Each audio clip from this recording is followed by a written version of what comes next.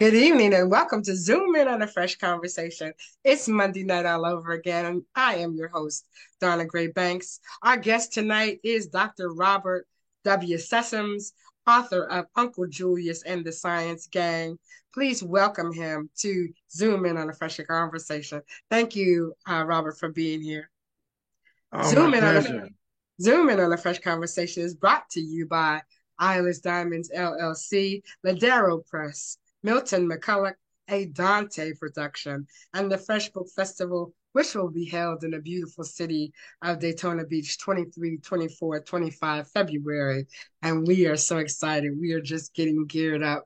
And there are going to be about 40 authors there from all over the country. So we're very excited.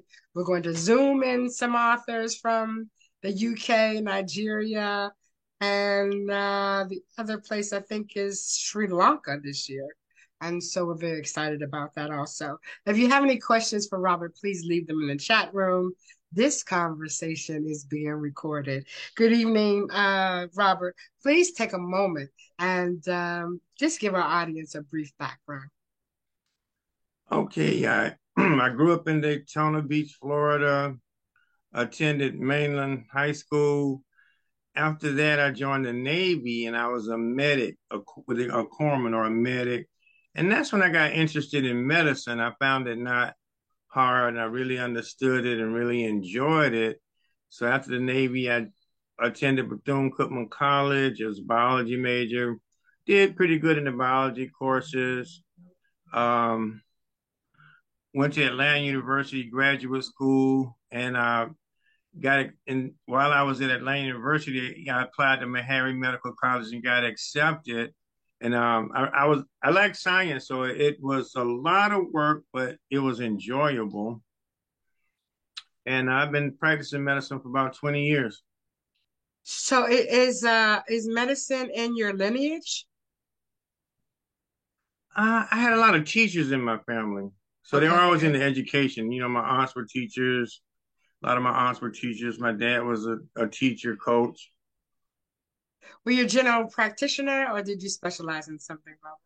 Family medicine, which is a little of everything. Yeah, that's a little of everything. Right, exactly. So you've seen it all.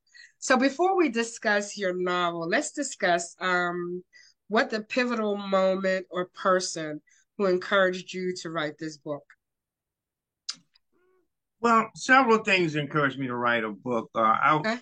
I like to read, and I would go in bookstores, and I just was impressed by just the thousands of books in bookstores, and so thousands of people, and that's just one bookstore that I'm in. So there's like millions of books published every year.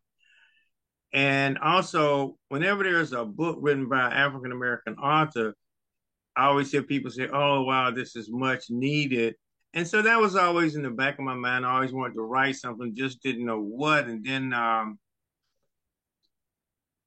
you know, you always hear kids crying about school is boring and it's hard to get kids in science. So I decided to write a children's book with a little science twist to it, and try to show that the way you can present it, you can make science fun if you incorporate science in different stories, and that was my undertaking. And so, So it was a kind of prolonged points of motivation there. well, we've all had prolonged points of motivation before we decide to write because we didn't come from, I don't want to call it an era. We didn't come from the families that thought writing would be something that would put food on the table, right? Hmm. So Hmm. it was probably our last resort as opposed to our first resort. So Hmm. tell me, STEM has become the buzzword in school systems these days. In your opinion, are they just words, or is the school system really encouraging students, particularly Black students, to be involved in STEM? Well, STEM stands for science, technology, engineering, and math. So I'm glad you even mentioned that. But no, I think education is a state by state, and then you can break it down into county by county. And so there are probably STEM focused schools, but they're scattered about. I've never seen it as a statewide project or a countywide project. For example, in Edgewater, there's a Byrne Academy, and it's kind of Yes. like a STEM oriented academy, but it's not a goal of the national education system. But there are, sporadically here and there schools, high schools that may have a STEM oriented direction. You don't think that it's something that should be just part of the national curriculum? Um, curriculums, the educational system is kind of cookbook, cookie cutter type. And with the teacher shortages and the funding shortages, I think they're just struggling to maintain the status quo, so to speak. But certainly, I give you some numbers. African American make up 14% of the population, but only 5% of medical students, 70% of law students. Conversely, we make up about 40% of the prison population. So, you know, Yeah, there you go. Then yeah, there's that. yeah, yeah, yeah. Then there's that. Yeah. But so I, when I wrote that question, I thought I believe that STEM when we were going to school was really basically part of the curriculum. And that's, yeah, it is. I mean, you're going to learn some science, you're going to have biology classes. A lot of time they're what they call ACP courses, these advanced courses where you get to take biology or anatomy and physiology, but it's mixed in and not really emphasized. And so that's what my book is about, is trying to present science in a fun learning type of methodology. Now, some colleges do give scholarships for STEM students. That is, if you're interested in majoring in science, technology, engineering, and math, there are some scholarships for you. So at the college level, I think they're emphasizing STEM, people that pursue STEM degrees. So your book revolves around three main characters. How did you Mm-hmm. pick those personalities for the book, and who is the leader? So I think back on different movies I've seen, and so I kind of like movies like This Christmas or those Madea movies. They always have these pivotal characters in there that, you may have the husband married to the business wife who doesn't have time for family, or you have the conniving couple who's trying to sell the mother's property out from under. So I thought that rather than one person saying, "Oh, this is how fish breathe underwater," I would create these characters, and as they run around the neighborhood and interact with each other, it would draw you into reading. And so, even though I want to emphasize science, the science is like the dessert of Right. the story. And so who's Uncle Julius?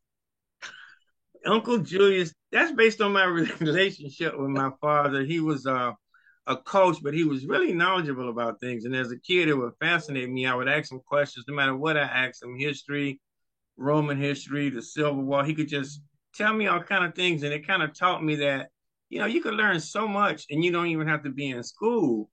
And so, at an early age, I would go to libraries and get books on subjects that I was interested in. And so, as I wanted to write this book, I thought that having an uncle figure, somebody that the kids could relate to, and they're hanging out with him, and God, this guy knows all this stuff. It's so amazing. This one guy knows all this stuff. And I thought that would kind of like be the hook to the story of having and I call it Uncle Julius because everybody's got an aunt or an uncle that they love to hang around. Or in our case, everybody on the street was an aunt and uncle, whether you were related or not, right? So Yeah, yeah, that's my yeah. aunt, that's my uncle, right? But So now I just did I have would pick up a the cousin named Yolanda. She lived in California. She was really smart. I think she went to Stanford and went to law school. And so the girl in the story, Yolanda, she was always somebody who would say something that made a lot of sense, or why are you doing this and why don't you do that? So that was one character that was kind of real to me. So there's so many activities in STEM. How did you pick the ones that you decided to write about? Good question.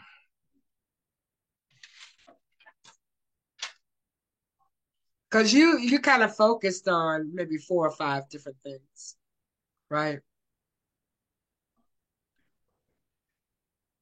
Okay, so I thought about what would be some simple science things that kids running around playing may ask. You going fishing, so you might ask. So as opposed to me trying to explain electricity or heat transfer from copper to steel, I just thought I was trying to think of in the everyday life of kids in the summer playing around and getting exposed to different things. What might be some questions they ask? And so there's a story of them going fishing, and then one of them say, "Well, we out here breathe. These fish are underwater. How do they breathe underwater? We in, and never thought about it.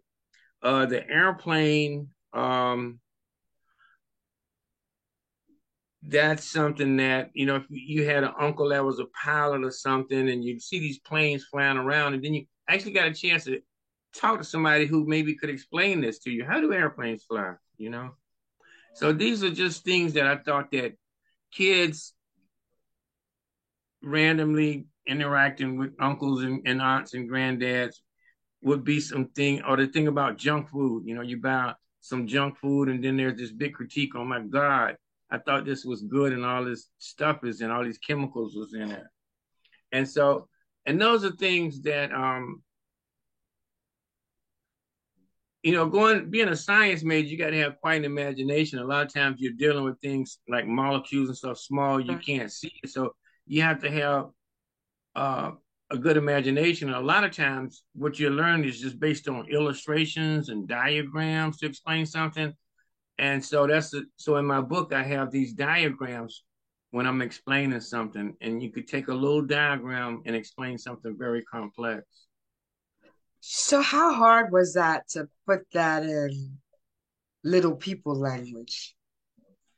Well, being a doctor, that's something that I developed over the course of time, learning that if you explain things to people in a very complex manner, they may not really understand what you're saying.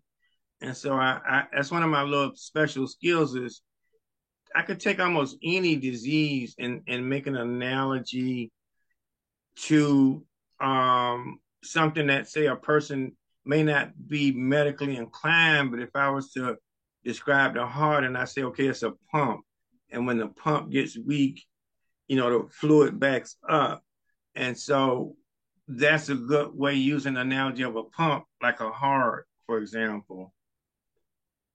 And so that's kind of a part of me explaining science in a simple way. That wasn't hard. It was just picking the right little subjects to to um to show. I remember, and I don't know whether they do this anymore. You had to dissect a frog in Mm-hmm. school, right? Yeah. And so, though, you might think that, why do they do that? But that's something you never forget, that you're sitting there and Mm-hmm. pulling out things. I probably wouldn't want to do it today, but Well, if you like science, it wouldn't be so gross. If you right. like science, it's probably really horrible, a horrible So, experience. so tell me about the school systems and the libraries. Have you had any success getting the book introduced to the libraries and the school system?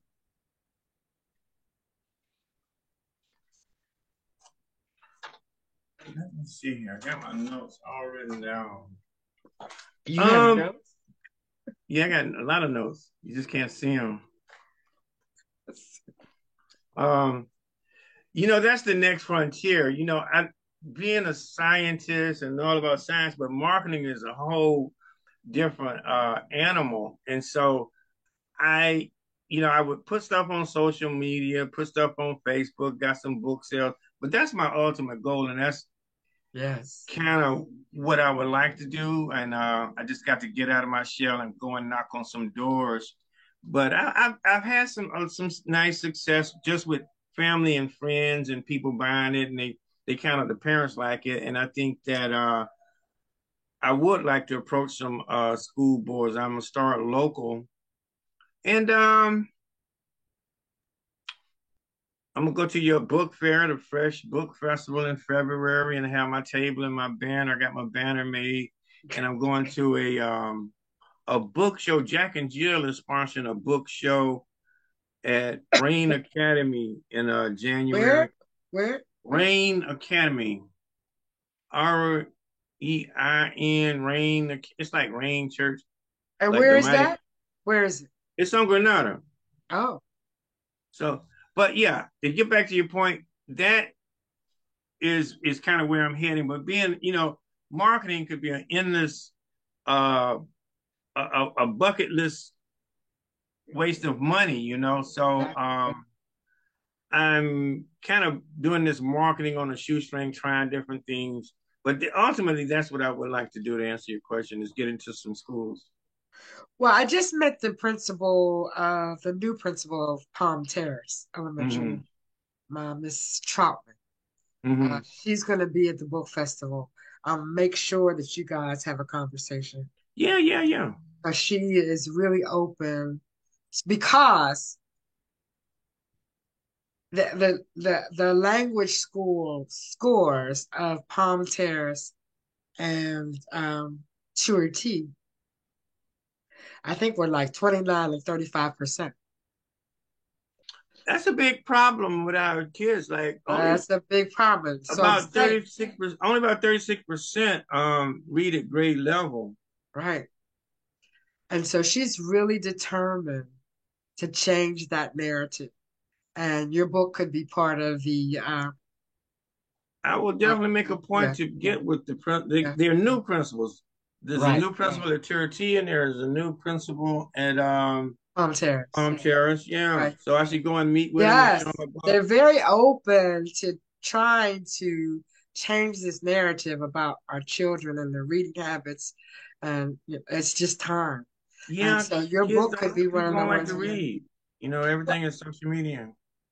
We can't, we have to back away from that for a little bit. Remember when your parents used to tell you 1 hour TV, 1 hour reading, Well, one it hour. wasn't that much TV when I was small. Now it was only like channel 269.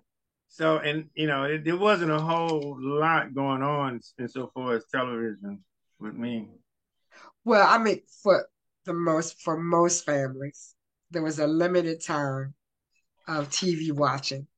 And so Yeah, I think we need to get back to that, get away from the TV and do some reading, but that's an individual family thing, of course. So anyway, if you um, just remind me, because I'm going to be running around at the book festival, that you want to make that introduction. And hmm. we have a program called the Reading Rangers that we're starting in January. So we want your book to be a part of it. So, What is so Reading write Rangers? that note down, huh? What is Reading Rangers? The Reading Rangers is a group of, well, anybody who wants to come into the school system and read to the children daily out loud, Oh, back and okay. forth, back and forth. And they get incentives if they finish a book, you know. But it's Hmm. just a way to get them started into the reading process again. Hmm. So, how was your publishing experience? Tell me about that. Getting it published. It's a hardback, right? Paperback. It's a paperback. Publishing. So I'm not, as you know, being in the book world. There's three ways to go about it. You can self-publish. I'm not that good with computers, and so self-publishing would be a super challenge for me. So it's vanity publishing. So I picked a publisher, Dorrance Publishing. Actually, I went through a couple of publishers, but I just didn't like the way they were not responsive. You would interact with them, And if you had a question, you'd hardly ever hear from them. So I came upon Dorrance Publishing there in Pittsburgh. If I'm not mistaken, he was an African American who started that company. And the thing I like about them, so by the way, as you know, to write a book, it seems simple, but there's all kind of different parts. You got the cover, the back cover, the intro, outlining the chapters. So Right. there's a lot of little pieces to writing a book, and the journey was interesting. But the thing I like about Dorrance, you send them the stuff and they edit it. But the good thing about them is that they'll put it on Amazon and Barnes and Noble for you. And so I'm not just an author with 30 books and I'm busy. So I didn't want to like have 600 books in my garage and then Right. print labels and stuff. And so what I do is I just tell people where you can buy it from and I get a little percentage from that. And so they do a good job of putting it on Barnes and Noble, and then I created my little author page, and then it's on Amazon, and then I created my author page on Amazon, and then it said Barnes and Noble, and it's eventually spread to Walmart.com and Target.com. Wow. Mm-hmm. Okay. Did you have to sign a permission slip for that, or did that just happen What? to have it at Walmart.com and Target.com? I'm not sure how it spread there. Okay. Hmm. Maybe they kind of pick it up. But what I'll do is I'll order 4 from Amazon, 4 from Barnes and Noble, 4 from Walmart, and see what's the delivery time, and it's always about a week. Oh, really? Okay. Okay. Mm-hmm. And so tell us about the cover. Uncle Julius is kind of cute. Oh, you like that? So I'm a Do you have a picture? You have a cover? You have a book right there so you can show everybody? Oh, there you go. Up a little more. Yeah, there you go. Uncle Julius and the Science Guy. so I'm kind of what you call a fragmented thinker. I think of little pieces like puzzles, and they stay in space. I have a great imagination, and so I'll think of one thing, and I'll think of another thing. So this image is 3 different images. The kids is an image. The Uncle Julius, you notice I took the time to use symbols like the dragonfly for a T, a giraffe Yeah. for an H. So that was one image I worked on. And so, and then this, nobody probably knows what this is, but you hear about Virgin Galactic. Well, this is the Virgin Galactic rocket plane right there. No, Richard no. Branson out in the desert, taking tourists to space for like $50,000 a shot. Oh, really? That's what that is? Okay. Yeah. And so again with my fragmented thinking, so on 3 different pieces of paper, I drew out Uncle Jewish and Uncle Jewish and the kids, and I got an artist to draw them. And then I had an artist to draw my little symbols for words, the science gang with the dragonfly. And there's a site called Fiverr, Fiverr. That's what you use? Yeah. It's like a flea market of digital artists. So you communicate with like you put in book cover and there'll be 60 people that do book covers for $30-$40. You put in logo, it'll be 60 people that do logos. So I sent and then I made a drawing of all these things together, and then I sent them the images of each one separately, and he put it together. And so the book cover didn't. I just didn't sit down and draw this book cover like all at once. Uncle Jewish and the kids was maybe this week. Next week I had the figures, the dragonfly and stuff, and then And I so the book cover came from 2 or 3 different people, or?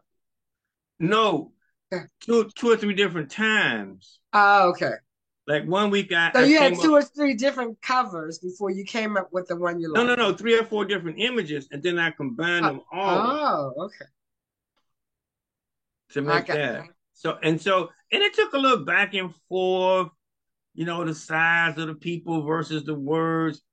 But the basic concept was there. But like I say, there's 3 different images, and then I put them together, and sent it to an artist for him to put his little final touch on. What's Did your you? experience with book covers? Oh, well, I write erotica. That's a whole nother story. So There's a bunch of candles and darkness. exactly, it's a whole nother story. So the STEM activities. Did you write the book um through the STEM activities, or did you write the book from the gang? In other words, what came first, the chicken or the egg? That's my secret. Oh, sorry. How I put these together. Shouldn't be a secret. You're supposed to share that kind of information. Hmm. You're supposed to share your creative information. Oh, so you asked me, did I Well, get this from some kind of curriculum or something? no, I did not. I'm asking you. So when you decided to write the book, did Hmm. you have the activities first and then brought in the gang? Or did you have the gang first and then brought in the activities? Activities, you mean the science concepts? Yes, sir. I had the science concepts. First. And then I put together a story that would lead them to that. Okay. So, in other words, when you decided to write the book, the little people were always part of it. Yeah. Or did it morph into a children's book? No, they were always part of it. Okay. It was going Okay. to be kids playing around, asking questions. I just had to come up with the science concept and then put those two together.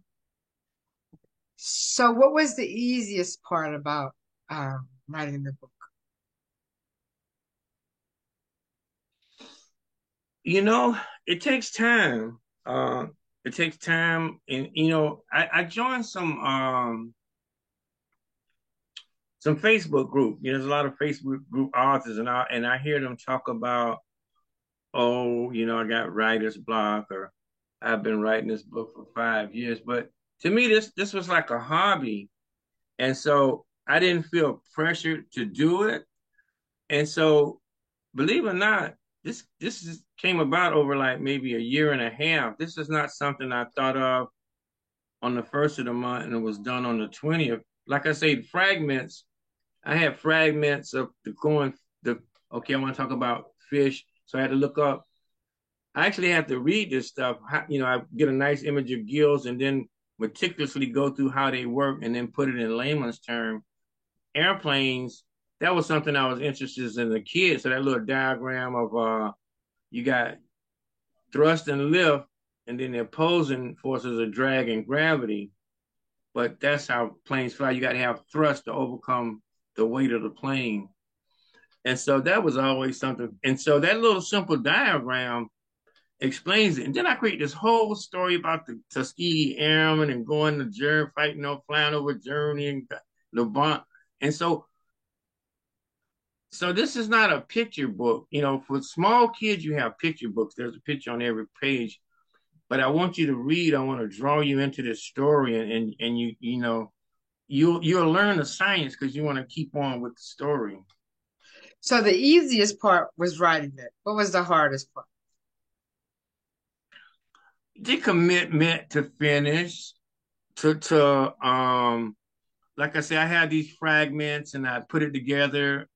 And one weekend I would write one story, then 3 weeks later I write another story, and then 3 weeks later I write another story, and then I was able to put them together. So, is there going to be an R gang too? Well, I gotta maximize my marketing with this. I haven't gotten it down. Well, here's the thing. So, anybody on here can correct me if I'm wrong. People in the industry don't believe that you're an author until you have two books. Am I right? Everybody is kind of like, because the first book they think is a fluke, and the What? second book is a commitment. Oh, So, really? yeah, yeah. I mean, so I really think you should put on your thinking cap. Am I wrong, you guys? Anybody think that's wrong? Tell me if I'm, you know, talking out the side of my neck here. Okay. So, yeah, Uncle Julius needs to either find another gang or Or some more science concepts. or some more science concepts because it really is. Um, Everybody Oh, says, really? So as an author, you just have to keep putting books out, and then you learn as you go how to market it. because people will not buy your book because it's Uncle Julius. They'll buy your book because it's Dr. Robert Sessions. Mm-hmm. Well, They I hope buy that helps they you. buy a book by a name, right? Mm-hmm. So if you only got one book, Mm-hmm. right? We have a Mm-hmm. friend, his name is Brian W. Smith, and Janice F. Kearney, who have Mm-hmm. multiple books. And so when you go to look for a book, I don't look for, oh, she wrote a book called Walking Down the Street and Somebody Bumped Into Somebody. You know, Mm-hmm. you put in Janice F. Kearney, and then Oh, all her books come up. Okay? oh, and I'm gonna tell you something about the title. How did I come up with this title? I don't I know. noticed adult books and movies are often just one word: Batman, Platoon, The Godfather. Children's books sometimes they're lengthy. Willy Wonka and the Chocolate Factory, Rudolph and the Red-Nosed Reindeer. So that's why I kind of took the liberty to have a lot of words in that title. Oh, because it has to be more descriptive, right? Yeah. Mm. So mine is Eyeless Diamonds, and everybody thinks that, it's somebody looking for diamonds in Africa. I mean, it just is all kind of Is things. that a series? Or is that It the is. author or is it a series? It's a series. It's a Mm-hmm. trilogy. And so, yeah, words draw children. So you have to have more words in order to draw the children in. And then see Science Gang, that's a play on words because no gang is good. You got Crips, Bloods, and hundreds of gangs, but this is the only Well, gang that's good. The Science Gang. I mean, a gang is what? A group of people who believe in the same thing and are going the same way. You could you Mm-hmm. could, you could say that about a lot of things. So, all gangs are not necessarily bad. So let me ask you a question. With your No, no, books, no, no, no, no. I'm interviewing you. oh, No, go ahead. You can ask me a question. I mean, just the mechanics of you writing, do you do it? Do you sit down for a period of time and finish one, or do you do the fragmented style? You think of this piece, that piece, and then you put it together. How would you describe your style? So the books that I write have been written for 30 years. It's just that now I have the time and the energy and some of the finances to be able to do it. Mm-hmm. So that's a little different. I've always wanted to be a writer. So these books are not new. They've just been sitting out there in the universe Mm-hmm. Mm-hmm. to be brought in, right? Mm-hmm. Mm-hmm. And I write almost every day from 10 p.m. to 1 a.m. Mm. That's my time. Whether I write about Eyeless Diamonds, whether I write a short story, whether I write about, I don't know if these ladies know this, I wrote a piece about how the earth stood still, but only just for me. And that was a very personal story about a death in the family, right? But I always write something. I tell everybody, you don't have to write your book, but write something, right? So, My next book is I'm there writing, is a next book. Okay. but it's about my experiences in medicine. Okay. That's fine. I'm sure you've had some horrific experiences, considering the time you were going to school. I'm sure you had some amazing experiences. It's just a matter of you sitting down and deciding how it's going to flow, where it's going to Yeah, start. I got like 30 pages and about 12,000 words. Okay, so is it going to start from the beginning to the end, or the end to the beginning? It's kind of like my journey as a doctor. Are you going to start from the beginning to the end Of what? of your journey? Yeah, from the beginning to now. Oh, so you're going to start from the beginning to the end, not the end, and bring us forward. No, it's going to start from the beginning Okay. and how my views of medicine, my views of health evolve as I get older and I learn things. Okay. Nothing to do but to write. You got to write. Right. So I see that you do a lot of handwriting. Is that how you normally write? I make little notes. In fact, I'm gonna show you something. Hopefully I have it here. This is what the original cover looked like. Oh, that's cute.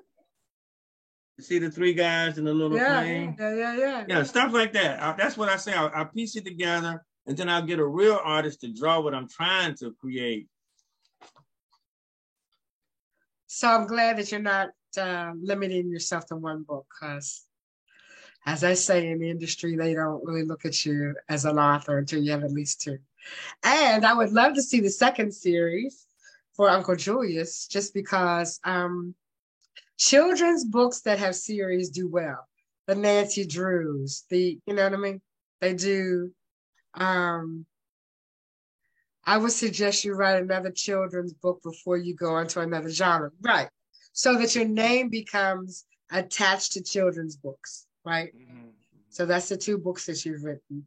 And then you can kind of go off somewhere else. Well, I will definitely, I believe in taking experts' advice. Like, I'm great at being a doctor, but I don't know anything about mechanics. So if a mechanic is telling me something, I listen to them. And you're a group of authors. So I've already thought of one or two concepts I could add in there. Yeah, absolutely. You could bring in a Mrs. Julius, if you wanted to do that. You could bring the kids could be 3 or 4 years older. Mm-hmm. So then you could introduce a different concept of STEM. Our middle school children have very little reading material. So that might be something you can focus on. Anyway, there's some notes in the chat room. Let me look really quickly.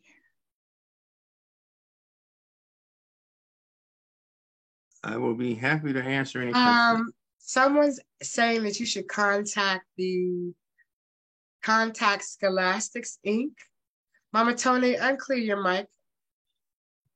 Scholastics Inc. Yes. Mama Tony, unmute, please, if you're there. I'm still here. I'm sorry. So tell us about this contact Scholastics Inc. Scholastic Incorporated publishes children's books, and they get them into the school. If they think your book is worthy of putting the Scholastic seal on it, then it gets to schools everywhere. We have Scholastic book fairs 2 and 3 times a year. Your book will become a part of the book fairs to the schools that you. Okay, I got that written down. Robert, do you see it? It's up on the screen. Can you see it? Mm-hmm. And I don't know. I'm not going to give you a name because I've been retired 7 years, so I don't know who's doing it now. Does Scholastic get their book from different people who submit it to them? Yes, or do they write their own book? Yes, they will take them from different people who submit it to them. That's why I'm telling you to contact them and that number. Yeah, because they do have network with schools. Right. I don't know who the person is who's in charge anymore because I've been retired 7 years, so I wouldn't dare give you a name. I don't know if that person is still there, but I gave you the number. The phone number, and then you can tell them what you want, and they can connect you to the right department and the right person. Okay, that's some very good advice. Thank you. Did you get the phone number, Robert? Did you write it down? Can you see it? I didn't see it. That's 573 632 1500. Okay, I'm on it. 573-632-1500. Yeah. And then because we're going into the next school season, this would be a good time because your book wouldn't be accepted this year, but it would be accepted next year. Mm-hmm. Okay. Yes. So do we have any questions from the panel for Dr. Sessoms? If not, we always ask our guests for a pearl of wisdom. So do you have one for us tonight? I searched for a pearl of wisdom for you, and I have one. I love that. I'll take it. This is from Mark Twain. All right. 20 years from now, you will be more disappointed in the things you didn't do than the things you did. So throw off the bow tie, sail away from the safe harbor, catch the trade winds in your sails, explore and dream. Nice, yeah. In other words, do it while you can, right? Yeah, stop. Don't think about it. Holding on to what's safe and secure. Right. Go and explore those things that God gave you in mind. Give them a shot. So I look forward to meeting you finally. Face to face. I think we met once a long time ago. Panera Bread. Oh, Panera Bread. That's right. That was almost 2 years ago, right? Really? Yeah. That's too bad. That's crazy. So it's time. Yeah. Yeah, it's time. I look forward to meeting you again at the Fresh Book Festival. And everybody have a Merry Christmas. I say it every week. I can't believe you guys just hang in there with me. I appreciate you. And the authors appreciate all of your God bless you all. knowledge. Thank you so much. And Merry Christmas. And when the lights go out and the cell phone towers go down, all you have left is a flashlight and a good book. This is true. This is Zoom In on a Fresh Conversation. Good night, everybody. Merry Christmas. I'll see you the Monday after Christmas. God bless. Enjoy. Thank you, Robert. All right. Good night. Merry Christmas, everyone. Merry Christmas. Merry Christmas.